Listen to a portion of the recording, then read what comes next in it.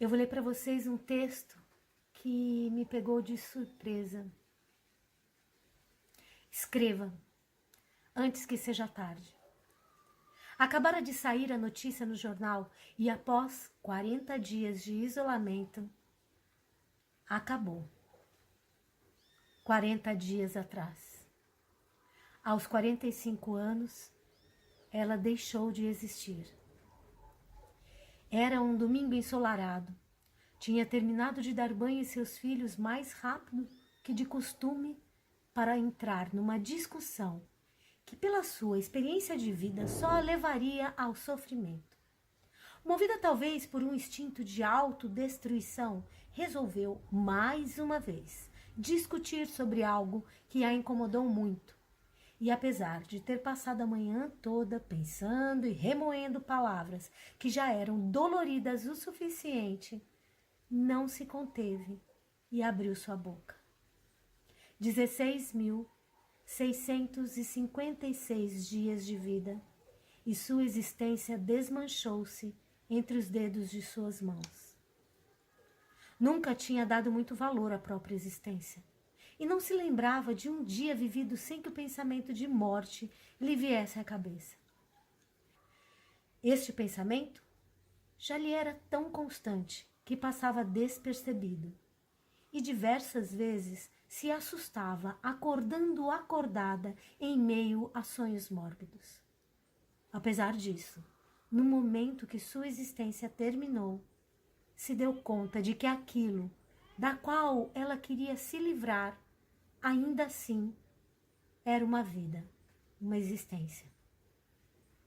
Lá estava ela novamente defendendo valores morais que nem sabia direito onde as tinha adquirido. Não se lembrava de onde vinham essas ideias. Aliás, sua memória era péssima. A conversa se iniciou, como sempre, com uma bobagem, mas tomou proporções que nem mesmo todo o seu pessimismo permitiu que adivinhasse onde tudo isso iria chegar. Durante a conversa, foi alertada de que o melhor era se calar. Ora sua mente lhe enviava sinais, ora o próprio objeto da discussão pedia para que ela parasse. Que força estranha era essa que mexia dentro dela a ponto de ignorar o perigo e mover-se em direção ao abismo de forma tão inconsequente?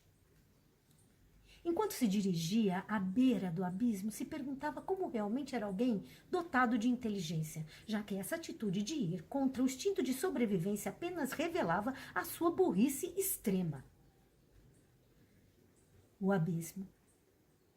Ela sempre conheceu o abismo. Desde muito nova, visualizava com pavor, e essa imagem lhe trouxera terríveis pesadelos durante toda a sua vida, principalmente na infância. Sonhos com aquela sensação de que nada lhe sustentava e que não havia onde se agarrar, um cair sem chances de que algo a pudesse salvar. Isso lhe rendeu ao longo da vida uma abissofobia, aliada a uma acrofobia que a irritava. A abissofobia. Eu vou ter que eu vou pesquisar exatamente abissofobia. Ai. Horror a abismos e precipícios. Nossa. Eu também tenho isso. Também. E acrofobia. Acrofobia. Medo mórbido de alturas. Nossa, esse eu tenho muito. Eu sou daquelas pessoas que, por exemplo, sabe, se eu tiver que subir uma escada e que não tem beiral e tiver muito alto, assim, eu sou daquelas que sobe de 4. Ou, por exemplo, quando tem aqueles elevadores, aqueles elevadores que é tudo de vidro, assim, ó, e que você vê a cidade, tudo lá embaixo. Pra que alguém constrói um negócio desse? Eu fico vendo até criança fazer assim, sabe, grudada no vidro, assim, tentando ver lá embaixo. Eu tenho muito medo. 399.748 horas, contando que tinha nascido às 10 horas e estava perto de 1 hora da tarde quando a conversa se iniciou, e que após 1 hora de tentativas e choros, a frase lhe foi dita, percebeu que aquele momento era o abismo. E não teve medo, só tristeza. Ela conta os dias e as horas, desde o momento em que ela nasceu até a hora que foi dita essa frase. O que será que foi dito de tão marcante para fazer com que ela conte os dias e as horas? Outro dia eu estava conversando com um amigo meu e falando sobre os limites. Quais seriam os limites que a gente tem em relação a outras pessoas, a relacionamentos? E a gente chegou à conclusão de que a maioria desses limites a gente só percebe quando eles são ultrapassados, quando eles já foram ultrapassados, quando eles foram violados. Sempre ouvira falar da força das palavras e geralmente acreditava nisso. Não por uma necessidade esotérica de se explicar as coisas, mas sim pela dor que muitas delas já haviam lhe causado. Claro que ser quem ela era não ajudava que as pessoas lhe dissessem palavras lindas, e estando com 45 anos, isso tinha se agravado. Quando criança, as palavras dolorosas eram geralmente em relação à sua aparência. Não que ela fosse assustadoramente feia, mas era um meio termo que não agradava a muita gente. Um dia eu percebi, eu também percebi que era feia. Eu acho que eu tinha uns 15 anos, eu ia estar fazendo maquiagem no espelho, e aí de repente isso chegou assim, que não importava o que eu fizesse, eu nunca realmente seria bonita. Doeu, lógico que doeu, mas também foi libertador, sabe? Todo aquele movimento, toda aquela agonia, aquelas tentativas frustradas, foi-se. E acabei arranjando outras estratégias, assim. Eu fui fácil, essa é a verdade. Nem sempre deu certo, mas eu me entreguei rápido a qualquer beijo frouxo. Enfim. Ela cresceu com duras palavras. Sua inteligência também era questionável. Como só tinha a si mesmo como referência de excelência e algumas notas na prova das escolas, preferiu acreditar que estava na média. Não era burra, mas também não se destacava em nada.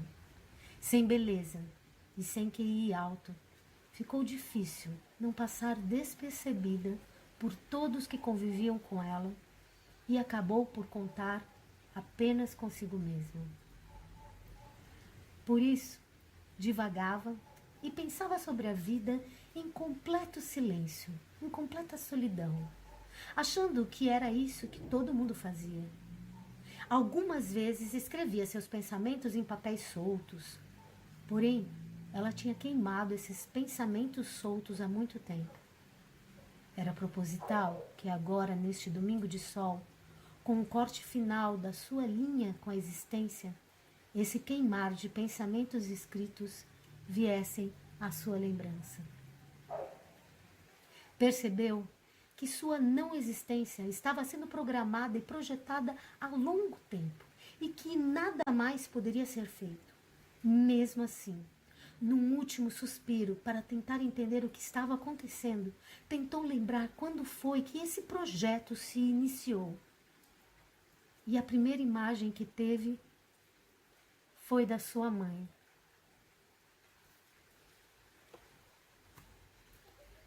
As mulheres e suas mães.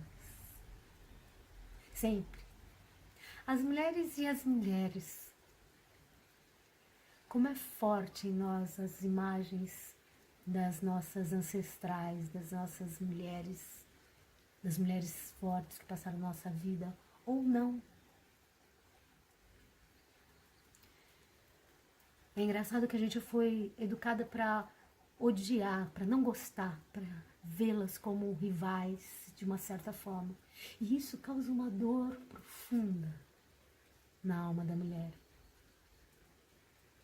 Eu não tive mãe, eu tive uma pessoa que cuidou de mim. O nome dela era Maria. Uma preta retinta de pernas e braços longos. Ela deitava comigo na minha cama, no colo às tardes, e ficava junto a mim, a menor das meninas, ou a mais triste das meninas, como eu me definia.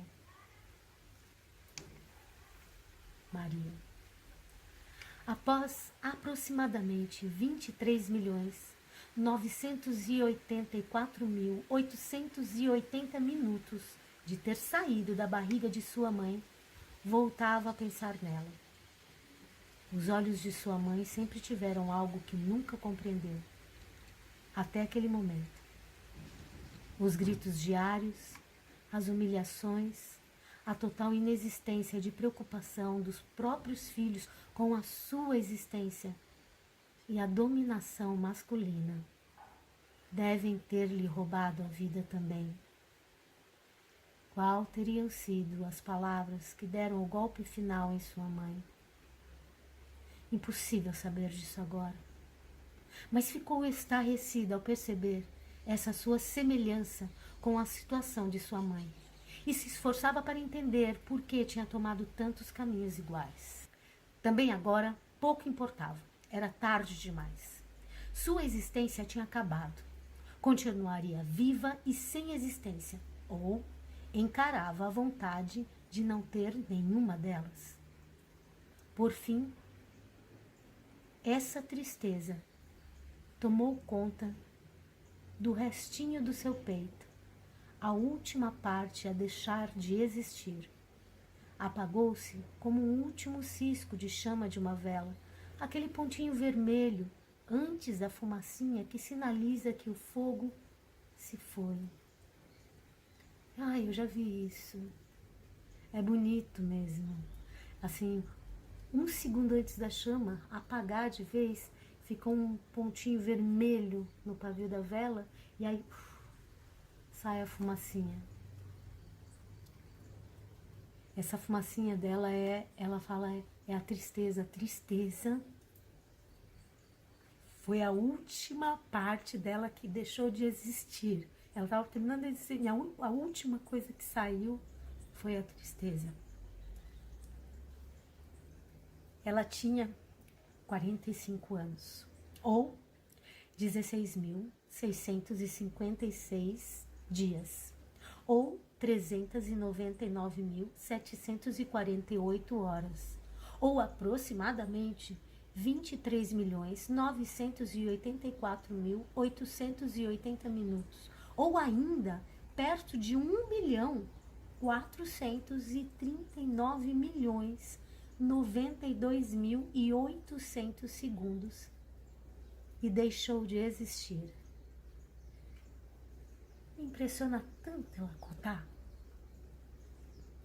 Tanto. Neste momento, um pensamento cruel e egoísta tomou conta de sua cabeça. Sem existência, nada sobrava dela neste mundo.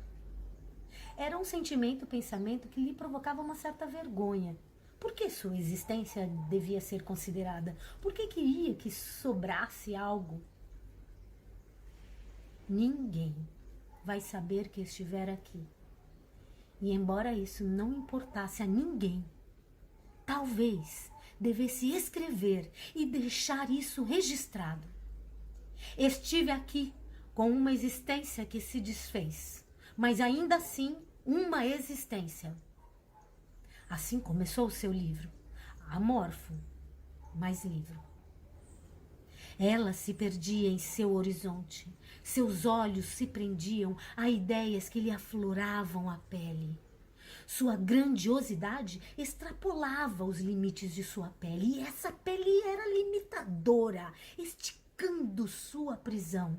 Doía E ela tinha plena consciência de que essa dor era decorrente da sua força sendo espremida no pequeno espaço do qual seu corpo dispunha. E tudo isso vinha de forma incontrolável, vinha com uma fúria que suas mãos podiam estrangular. Ah, essa dor, vista com maus olhos por todos.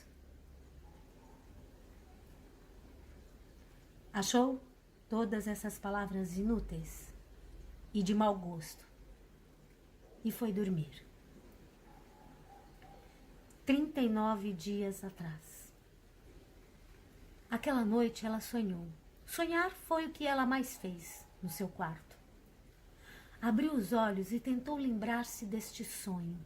Estava com aquela sensação de que era importante lembrar. E lembrou. Sonhara que era menina e se perdia de seus pais.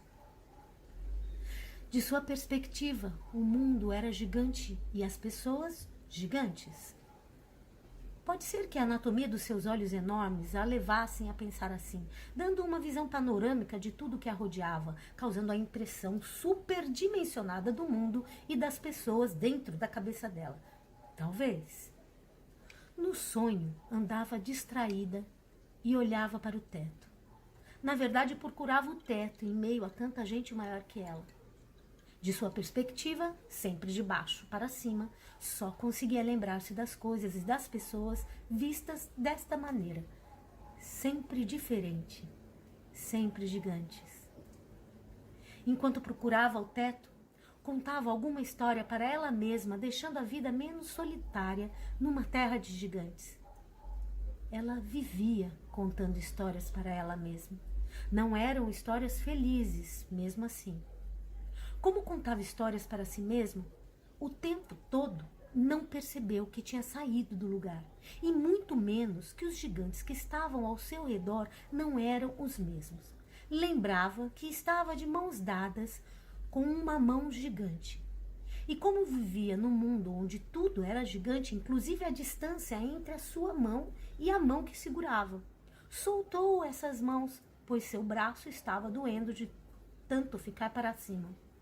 Em sua cabeça, entre soltar as mãos e levantá-las de novo para novamente pegar as mãos gigantes, passaram-se apenas um segundo. E como contava histórias para si mesma, nem percebeu que seus pés tinham se movido. Só acordou para o mundo gigante quando uma risada coletiva entrou em sua história contada para si mesma, e seu cérebro percebeu que era de fora que vinha este som, fora do seu corpo, fora das histórias. Ela conhecia aquela risada coletiva. Era um alerta. Um alerta de que novamente tinham percebido alguma estranheza sua. Contava histórias para si no mundo onde ela não era estranha, mas aquela risada coletiva ela conhecia. Precisava rapidamente fingir de que não era estranha. Ela se sentia tão estranha em meio a tudo isso, que ela se via num mundo de gigantes, ou seja, todo mundo era gigante, menos ela. E eu fico imaginando quanto ela se sentia pequena dentro desse lugar.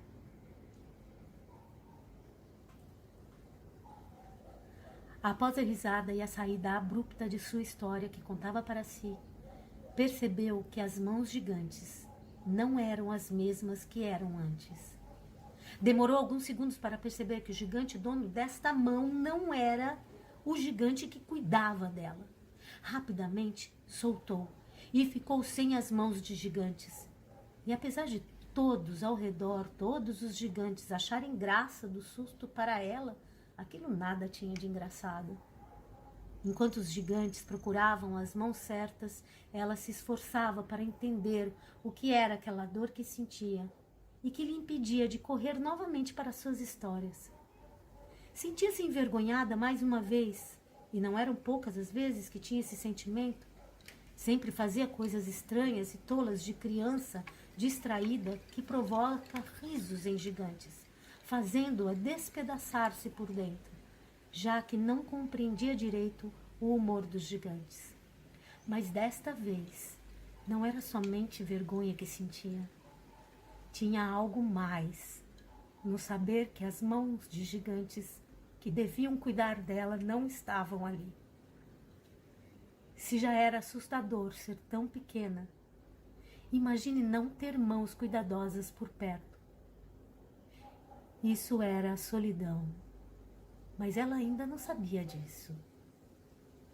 Esses momentos duravam horas na cabeça dela, e enquanto sofria por falta de entendimento, encontraram as mãos que deviam cuidar. Tarde demais para a marca que deixaram em sua alma. Ficou na dúvida se tinha sonhado ou tinha vivido aquele sonho, já que a dor estava ali naquele despertar. Reconheceu a dor poucos minutos depois que acordou. Estava só, sem mãos gigantes. Mãos gigantes e cuidadosas não a acompanhariam por toda a sua vida. Há um tempo eu fiz uma poesia sobre isso, bem semelhante. Ela chama Canção do Abandono, apesar de não ser uma canção. Eu queria ter recitado isso para ela. Eu tenho aqui. Tão abandonada está essa menina da janela. Entre porteiras e portões, quem é que deixou ela? Ou será que foi ela que deixou tão abertas as porteiras e os portões que elas ficaram libertas? Quem é que a abandonou, se foi ela que deixou e nem sequer se importou, nem procurou? E agora chora e canta de tristeza e solidão, porque um dia foi amada e não fechou o seu portão. Ai, a solidão dói, né? Dói. Dói mais em alguns do que em outros, mas dói. 30 dias atrás, abriu a geladeira e falou: Fê, menina. Ela tinha lido ou escrito errado, mas acreditou mesmo assim. Fê, menina. Nunca tinha notado que essa palavra escondia a palavra menina dentro. Ah, que legal, ela escreveu errado. E ela troca o I pelo E, então feminina vira feminina. E aí ela encontra menina dentro dessa palavra, que bonito. A palavra feminina já era em si um mistério impenetrável para ela. Agora então, percebendo que menina estava dentro, ficava mais distante e assustador entender o conceito. Ela não gostava de cozinhar e lá estava abrindo a geladeira para começar a fazer o almoço. Por não gostar, sua comida também não era de se gostar, apenas comível, sem criatividade nos temperos e sem ter um paladar apurado. Achava comer totalmente desnecessário. Imaginava que no mundo feliz só se fazia fotossíntese. Todos os problemas mundiais seriam resolvidos somente com esta função humana sendo modificada. E pensava quantas pessoas seriam melhores se não houvesse a necessidade de comer. Já tinha proferido essas palavras publicamente, tendo como resposta risadas de compreensão que um louco ou uma criança recebe. Isso era bem comum em sua vida. Olhando a prateleira de cima do congelador, sem quase alcançar, feminina, continuava pensando. Enquanto a geladeira não lhe trazia nenhuma ideia, ela se perguntava por que não tinha nenhum dos traços considerados femininos, mesmo sabendo que menina estava escondido em feminina e nela também. Ela não gostava de cozinhar, não se importava com suas roupas, não usava maquiagem, não era boa esposa e nem era boa mãe. Não tinha nem voz, nem jeito delicado. Mesmo cantando razoável, não tinha uma voz feminina, nem de menina. Olhem só o imaginário feminino que ela cultiva, né? Que ela cultiva. como a estrutura cultural em relação ao seu papel como mulher é marcado nela. Por conta disso, ela não se considera mulher, porque ela não tica alguns itens, sabe? Talvez ela se assemelhasse mais ao masculino que ao feminino, mesmo tendo adquirido total aversão ao mundo masculino. É verdade, ela tinha aversão ao universo masculino. E isso a fez pensar em mais uma de suas contradições. Se assemelhava mais ao universo da qual tinha aversão. Agachada, vasculhando as gavetas da parte de baixo da geladeira, concluiu que sua semelhança com eles a deixava enojada e enjoada. E quando percebeu que não havia nada que lhe interessasse dentro daquele amontoado de comidas e potes, pensou que talvez não fosse nenhum dos dois, nem homem nem mulher. De todas as opções, essa era de longe a mais assustadora para ela. Não conseguiu se decidir por nada para o almoço daquele dia. Resolveu beber um copo d'água para dar coragem de enfrentar o dia e provavelmente a pia imunda que a esperava. Mas dessa vez parecia que até a pressão da água estava lhe torturando, enchendo o copo mais lentamente do que o de costume. A água quase pingava e sua sede aumentava num ritmo inversamente proporcional. Parada, esperando o copo encher, percebeu o quanto aquela situação a corroía. Eram como se os seus órgãos fossem obrigados a ocupar um espaço menor do que eles precisavam para continuar funcionando adequadamente e decidiram então encolher-se, esvaziando o ar ou o sangue que houvesse dentro deles. Isso lhe causava dor e náuseas, mas não fazia o copo encher mais rápido.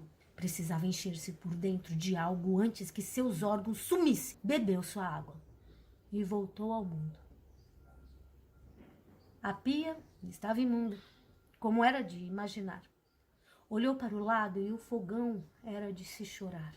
O fogão sempre era esquecido, como se ele não existisse, ou então só existisse no momento de acender as chamas, no momento de usá-lo.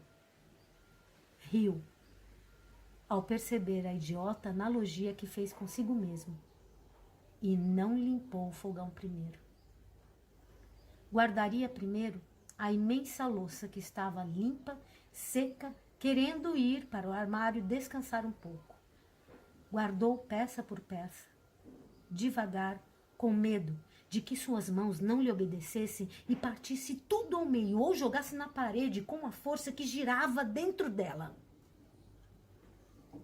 Voltou-se para a louça e respirou profundamente. Começou pelos pratos. Eram 7 pratos com restos de comida que ninguém jogava no lixo. Queria lavar, esquecendo toda a responsabilidade e a ordem de organização que tinha sido estabelecida para se lavar uma louça. Queria deixar a água escorrendo o tempo todo e lavar o copo para depois ir um talher e jogar água, e depois uma panela, em seguida um copo para depois pegar um prato, uma faca, uma tampa, um copo, uma frigideira, água escorrendo e não enxaguar e passando sabão até vê-lo secar, sem uma gota d'água, depois uma colher, um prato, jogar água, antes de passar sabão, só para ir vendo a sujeira e deixar a água aberta. Continha-se, disse para ela mesma. Precisava encontrar outra saída para impedir a explosão de si. Aparentemente apenas lavava a louça, mas em sua cabeça as imagens passavam com uma rapidez mórbida de vingança, vontade de correr e chutar zilhões de vezes o objeto de sua repulsa. Era incrível a diferença do que se passava fora e dentro dela. Primeiro, os pratos, depois ligar a água, enxaguar, depois os copos, não antes de fechar a água. Por alguns segundos se viu correndo, com toda a velocidade em direção à parede e explodir. mas não fez nada disso. Terminou a louça e olhava demoradamente para o fogão. Ela poderia deixá-lo assim, sujo, de vingança. Seria muito mais coerente. O que mais a afligia era o fato de que ela estava absolutamente certa de que o que estava acontecendo com ela estava errado e não deveria acontecer. Ninguém em sã consciência negaria que estava errado, mas, porém, só ela se esmagava por dentro, só ela sentia dores na boca do estômago, só a sua boca secava de aflição e só o seu cérebro girava como um louco para sair daquela situação. Lembrava das inúmeras vezes que pediu para que não fizesse isso com ela. Explicou milhares de vezes o porquê isso a magoava e o quanto essa situação era injusta, mas nada disso adiantou. Pela sua boca implorou aos prantos tantas vezes, mas nada do que ela fizesse ou dissesse parecia importar. E assim, sem sequer notar a existência e a dor dela, ele agia como sempre agiu. Podia deixar o fogão assim sujo, até que alguém notasse o quão sujo aquele fogão estava e resolvesse enfim limpar. Mas ela limpou. Com lágrimas nos olhos, é verdade, mas limpou. Chegar até aí era para ela uma vitória. Ela tinha conseguido se conter e sua cozinha estava limpa. Olhou para a porta e ela continuava imóvel. Talvez, para sua alegria, ele nunca mais voltasse. Mas ouviu o barulho do carro e tudo se silenciou dentro dela. Antes de dormir naquele dia, relembrou as vezes que não conseguiu se conter. Os gritos, o choro, a falta de respostas, o pânico, os olhos assustadores em sua direção, a confusão mental, a falta de conclusão, e não sabia se aquilo era melhor ou pior do que o que sentia sozinha na cama, totalmente abandonada de si mesma. Descobriu o que tinha perdido. Tinha perdido a capacidade de se defender. Tinha perdido essa capacidade em algum lugar. Podia estar naquela casa bagunçada que não tinha nada de seu. Talvez não existisse um lugar específico para se perder isso. Ou talvez ela tivesse perdido aos pouquinhos, sem se dar conta de que isso estava acontecendo. Não importa. Já tinha se perdido. Tinha perdido a capacidade de se defender. Naquele dia, dormiu sem escovar os dentes, sobrando a ela somente esta rebeldia. E dormiu com dor, achando que essa dor era só dela. Eu queria falar para ela que não é só ela que sente essa dor. E que não é também só ela que esconde essas dores, esses furacões, essas confusões. Eu tenho um poema que fala disso, das dores de mulher. Aqui, mas eu preciso do violão. Não é uma música, e eu nem sou violeira, mas quando eu escrevi, ela era musicada. Eu vou pegar o meu violão.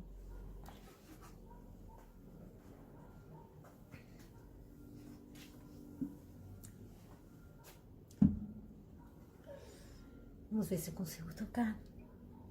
Pensando.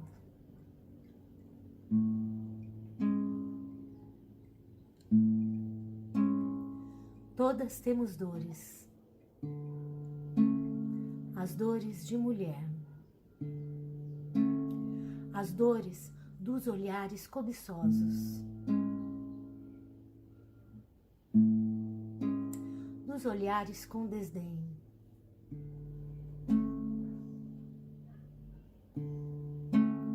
Do útero que incha e desincha todo mês. Porque somos mulheres.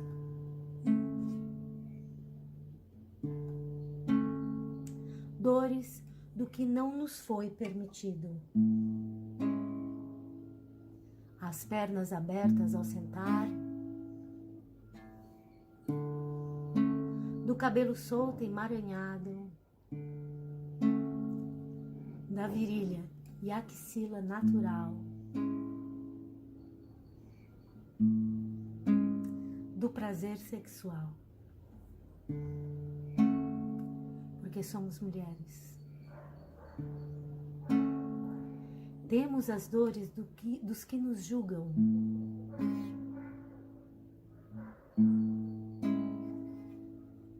Nos acham menores. Nos interrompem toda hora. Das ofensas diárias para nós ou para outra sentada ao lado. Porque somos mulheres. Para aquelas que pariram, somam-se as dores de mãe, do parto ou da cicatriz, do sofrimento da filha que se faz em dobro no coração da gente. Porque somos mulheres. Choro por nós. Choro mais ainda por aquela que por medo ou ignorância põe nas mãos dos seus filhos e maridos o chicote que lhe dilacera.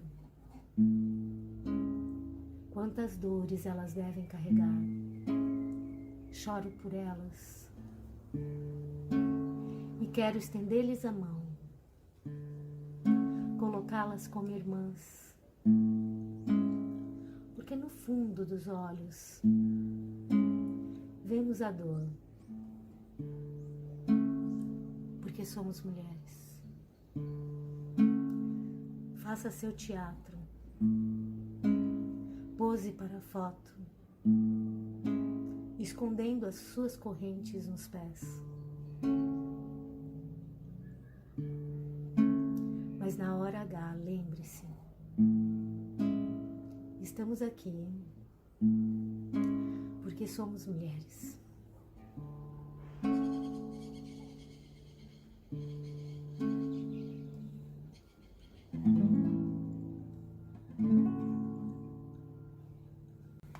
Vinte e um dias atrás, após a noite difícil, acordou com a claridade que vinha da porta do quarto. Por alguns instantes, preferiu não levantar, mas os raios de sol insistiam na vida fora dela e mais uma vez ela se levantou. Desta vez, foi direto para encarar a luz. Essa luz incômoda e cheia de vida. Essa luz lhe encarou e chamou o vento, trazendo uma lembrança confortável.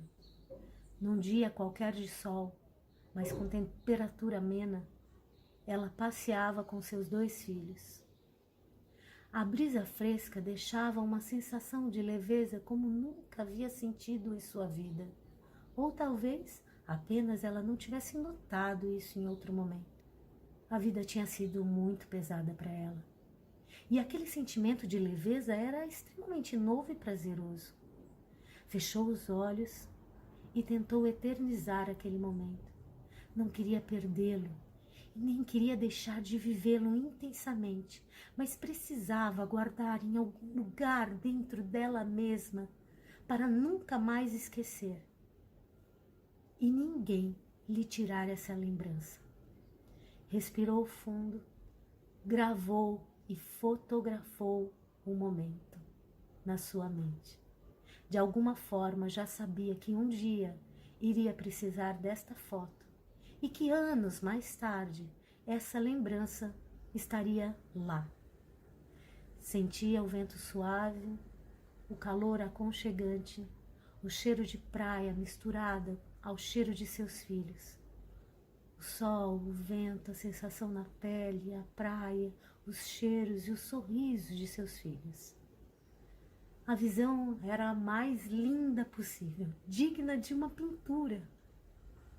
Enfim, ela sorriu e se deixou levar pelo passeio em puro êxtase, abandonando por instantes o costume da tristeza e solidão. Precisava dar um nome para tudo isso e se esforçava para reconhecer qual era aquele sentimento. Varria suas memórias para poder definir qual era aquela sensação.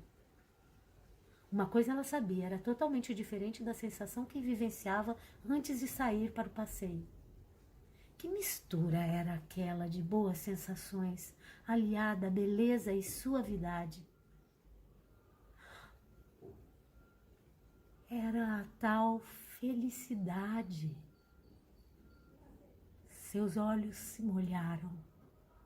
Fechou-os novamente, respirou fundo e finalizou agora uma pintura de seu quadro, assinando seu nome.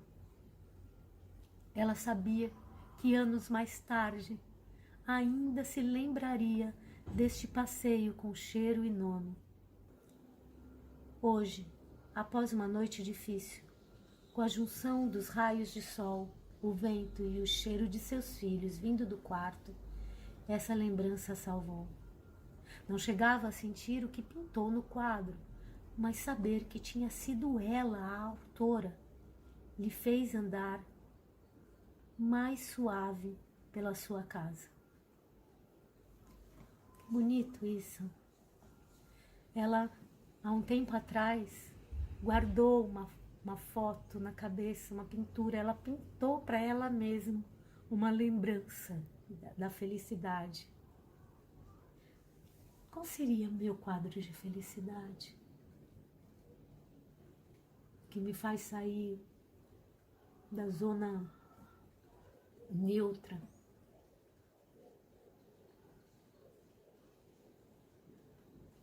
Eu sei. Foi a primeira vez que eu entrei num palco. Eu entrei pela coxia, era um palco, um teatro velho, fechado. Ele estava todo apagado, mas tinha luz que entrava pela coxia e uma porta lateral. Tinha um cheiro de madeira antiga. E eu caminhei com os pés descalços, sentindo aquela madeira no chão. E eu fui até o proscínio, bem perto assim da plateia. Tudo aquilo para mim era lindo. Cada poltrona, cada tábua, cada entrada de luz. Esse com certeza é meu quadro de felicidade.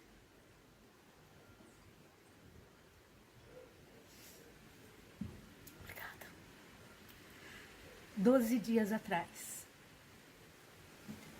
À noite, a casa chamava durante os sonhos, acordando-a.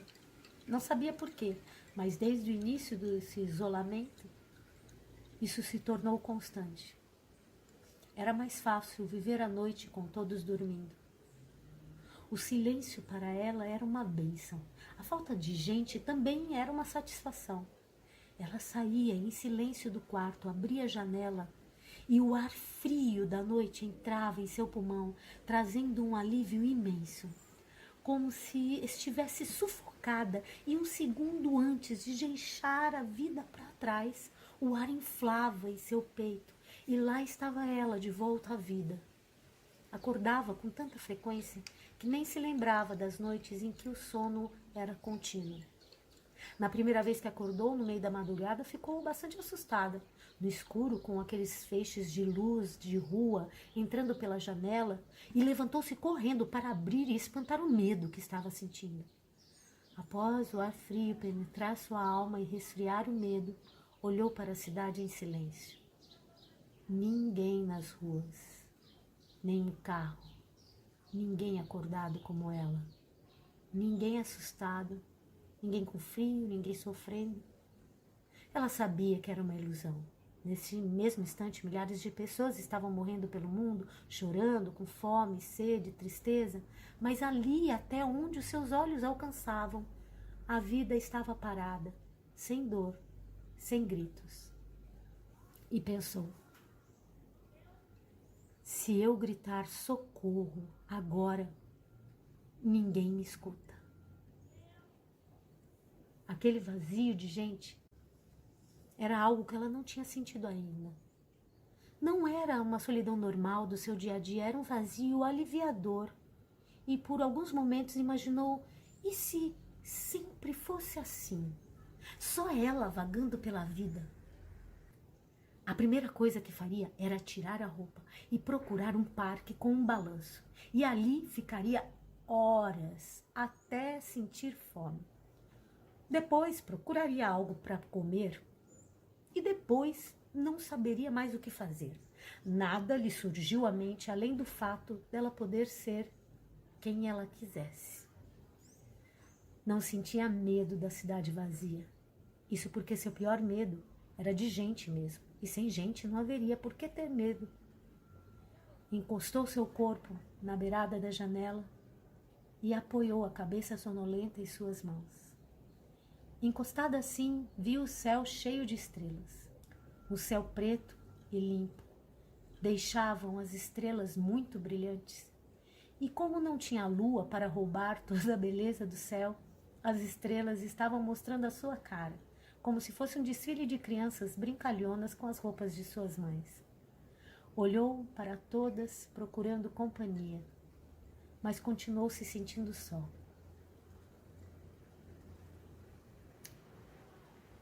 Tem dias que a alma da gente anoitece. Anoitece mesmo. Eu tenho uma poesia que fala sobre quando a alma... Aqui. Quando a alma anoitece. Tem dias que a alma anoitece. Anoitece sem lua e sem estrelas para iluminar. E não há o que se fazer a não ser debruçar-se sobre a janela e esperar que amanheça. Tem horas que a dor do mundo bate tão forte no meio do seu peito e não há nada a fazer, a não ser ajoelhar-se, prostrar-se diante desta dor e segurar firme, com as mãos dadas no chão. Quando não há mais lágrimas, a secura de dentro vai rachando nossa alma, e rachada ela mal se sustenta. Quando não há mais palavras de conforto, a voz silenciada vai rasgando a alma, e rasgada ela não é lida. Eu queria ter lido para ela. Isso.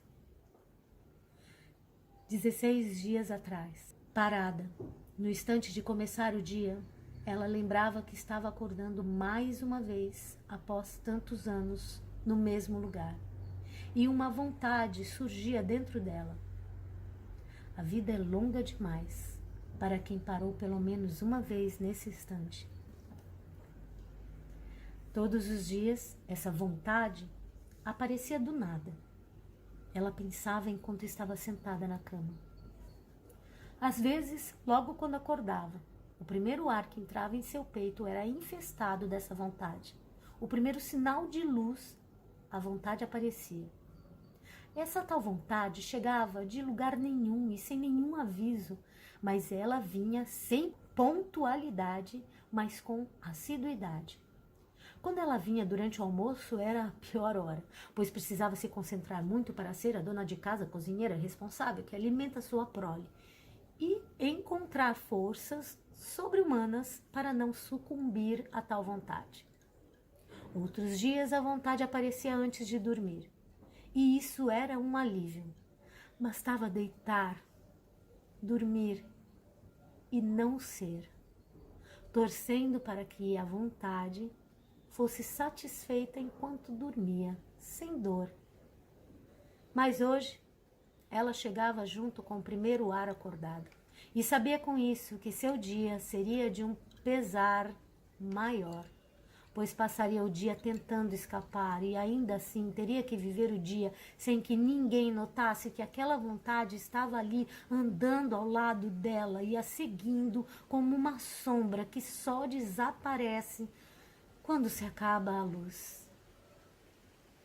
Era a vontade de se deixar enlouquecer, perder a noção da realidade, a vontade de desatar o último nó do emaranhado que aprendia a vida, puxar o último cordão que a segurava e se soltar no universo como um balão cheio de gás que escapa e vai sempre, vai longe, sem direção, a esmo, sem norte, sem sul, sem controle.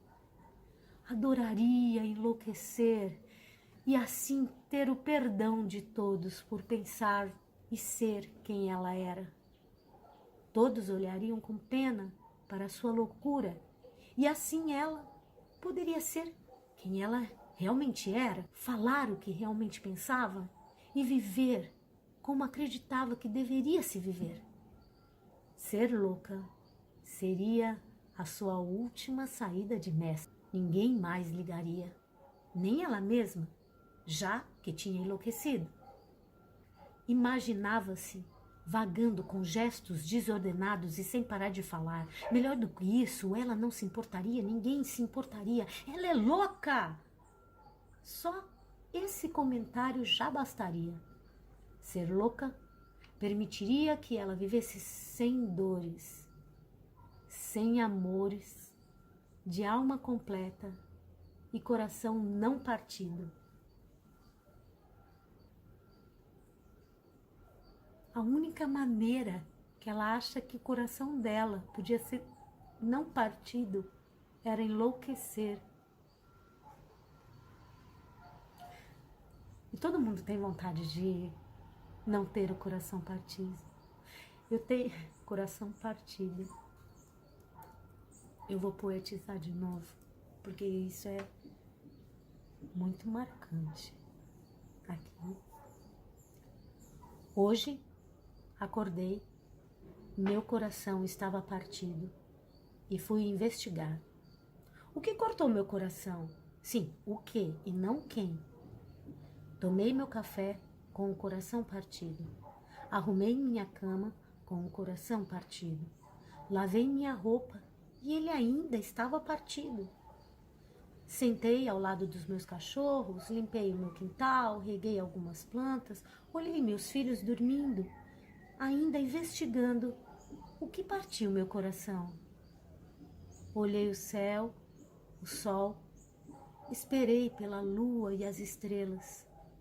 Por fim, silenciei, com o coração partido. Alguns corações são mais partidos do que outros. 9 dias atrás. Se viu no espelho logo cedo. Procurou por anos um ideal mínimo de beleza e de simpatia em sua figura. Mudando estilo, trejeitos, roupas, amigas, cabelos. Tentou se desviar desse pensamento e olhou seu armário que há tempos precisava de uma arrumação. Tirou todas as roupas de lá e jogou-as sobre a cama, todas. Se ela pudesse esparramar-se em frente ao mundo, revelando exatamente o que ela era, ela não seria um drama, nem uma comédia, ela seria uma farsa.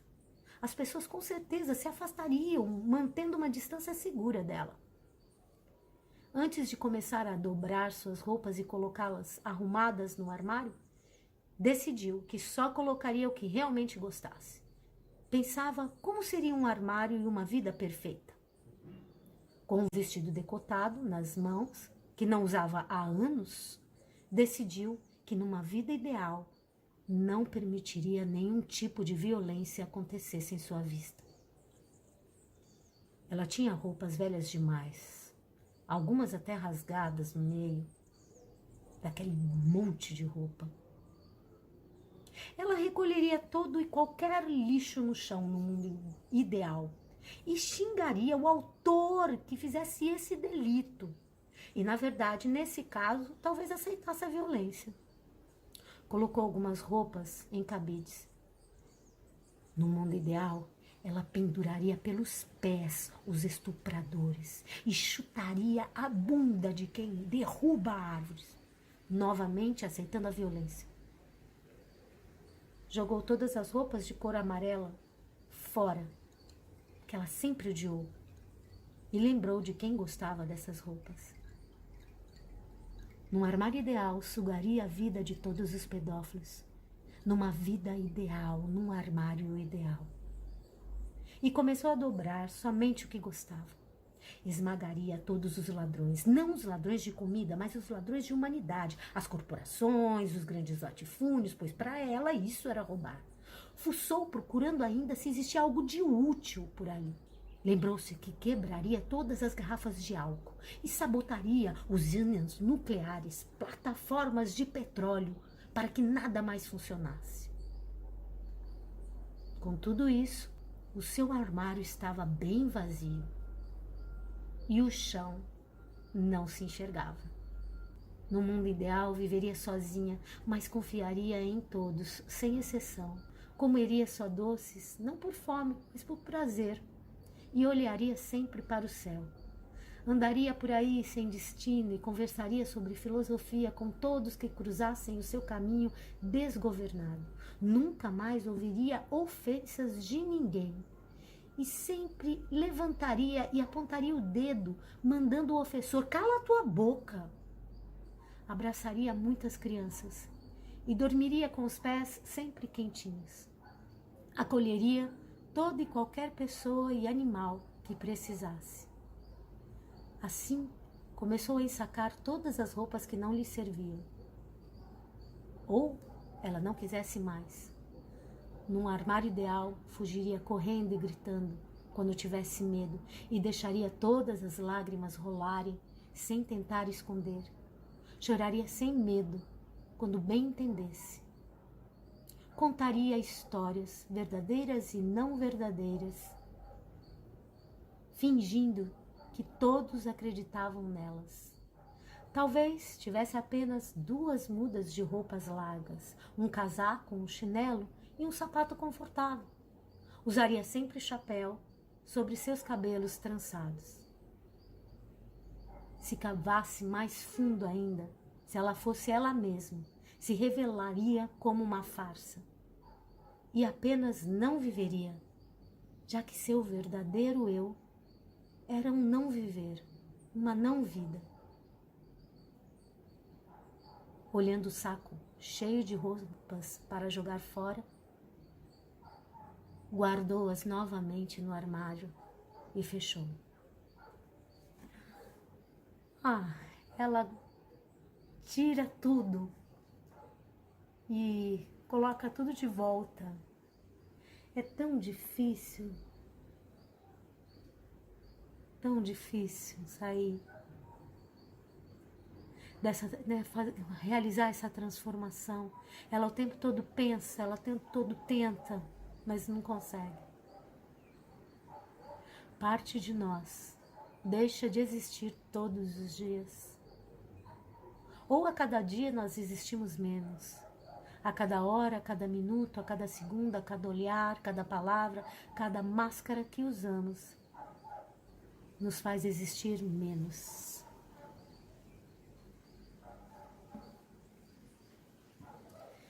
Zero dias atrás. Tinha pouca coisa em ordem em sua casa naquele dia e nada de vontade para desfazer a desordem.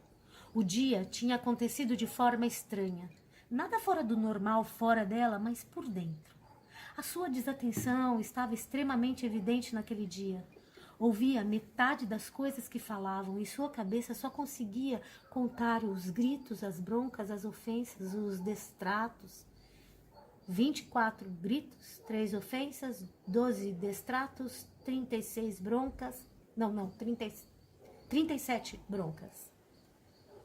Fugiu para lavar o rosto, dessa vez em desespero. O choro veio junto com a água do rosto. Estava frio demais, mas era bom trazer para o corpo alguma sensação, na tentativa de se distrair da alma em pedaços. Silenciosamente gritava, sem que um som saísse de sua garganta. Não compreendia o que havia de tão diferente hoje, nada mais nem nada menos, mas não encontrava dentro dela nenhum lugar organizado para se agarrar, nenhuma lembrança, nenhuma história para contar de si mesmo. Em desespero, com a água no rosto, encharcada de dor. Talvez agora fosse a hora de acreditar em Deus e rezar. Mas esse pensamento só lhe fez rir. Agora, e sua imaginação veio ajudar. Ela corria por um caminho bem marcado, uma trilha no meio das árvores com o sol suave da manhã. A água que lhe batia no rosto transformou-se em vento e escorria pelo corpo, levando tudo embora. Corria e deixava para trás tudo.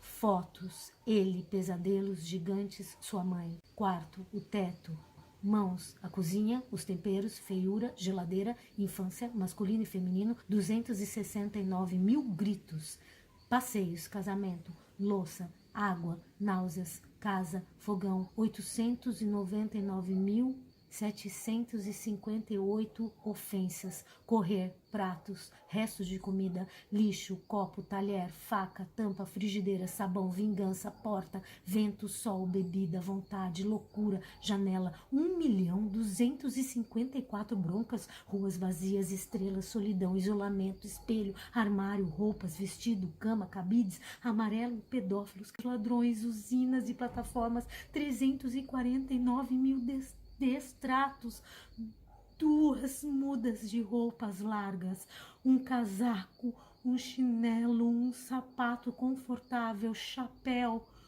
saco de roupas, filhos. Acabara de sair a notícia no jornal. E após 40 dias de isolamento, acabou. Foi o último grito que ela escutou.